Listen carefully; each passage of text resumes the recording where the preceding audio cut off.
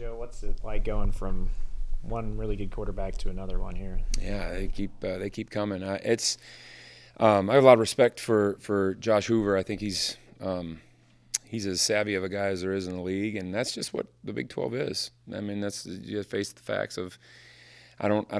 It's been proven year after year the teams with the good quarterbacks are always going to be competitive, and if you don't have one, you're going to have a hard time in this league. And so it's just kind of commonplace for us now. It's just they might have different flavors. You know, one might be more of a runner, one might be more of a thrower, one might be more of a game manager, one might be more of a wild card. But every week it seems there's no getting away from it. What is Hoover's flavor in your eyes? I think he really knows what he's doing with the football. I think he is athletic enough to keep plays alive, and they do a lot of stuff. You know, sometimes teams max up the protections and keep a lot of people in and try to protect the quarterback that way. These guys don't do that. They're a lot more what we would call 50 pro, which means they're getting their back out a lot in the route and using just their 5-0 lineman for protection. And you'd think that would lead to a lot of sacks and stuff, and he does take some hits, but it doesn't lead to that as much. I think what their thought is they want to give him as many options to throw the football and space you out as much as they possibly can. So I think that fits him very well because he's athletic enough to escape some of the pressure that he gets. And I think because he sees the field so well, having a fifth option out in the route a lot of times is beneficial to them. He's mobile. Do you consider him a running threat? That's not what he wants to do, but he has shown to hurt people with it sometimes. You know, they don't design a lot of runs for him. They don't, use him the way that sometimes teams would use kids that have his level of athleticism. And I don't know if it's because they don't want to get him banged up or whatever, and that's part of it too. But, yeah, we're going to have people with eyes on him for sure. So Toby's out. Do you know if that's short-term or long-term? It sounds like it might be decently long-term here. I'm not sure what the status will be for later in the year, but for the next couple of weeks for sure, it looks unlikely. Who are some guys that count on the D-line without him in there? I'm sorry? Who are some other guys on the D-line you count on without him in there? Yeah, Jordan Allen will have a bigger role now. When Ryan Davis got back, Jordan's, we've shuffled him around a little bit because he's good enough to be out there. He just hasn't really found a home. If Toby's out for a stretch, then we'll have to park Jordan in a place, which I think will be good for him so he can just learn one position. It's going to put more stress on guys like Travis Bates. It's going to put more stress on guys like Cody Stufflebean, who, frankly, are great players. They're doing a really good job for us. It's just, the thing that we're going to miss with Toby is, especially when it comes to third down. It'd be great in a game like this where you could just rush and that's his forte. And he's, even though the numbers, I don't even know what the numbers are, but he's a threat in the pass rush game, and we'll miss that.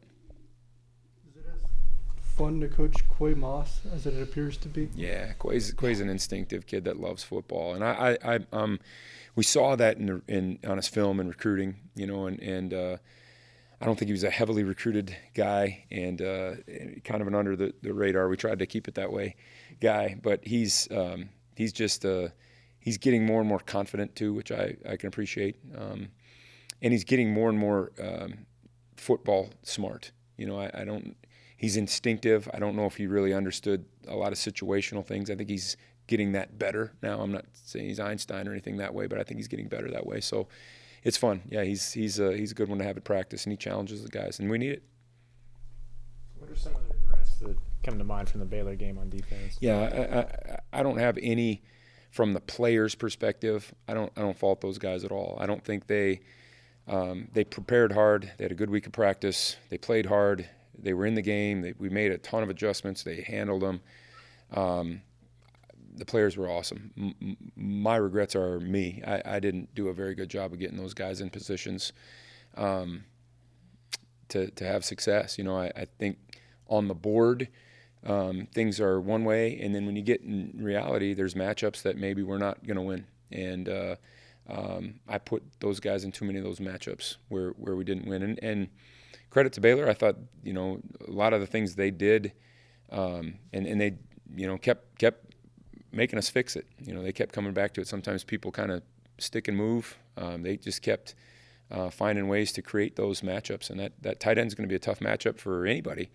And you know, I probably should have shuffled some pieces around sooner than I did to get you know, maybe a more favorable matchup for us on that guy. And we did a good job of that in the third quarter, and then you know, at the end of the game, kind of got back away from us a little bit.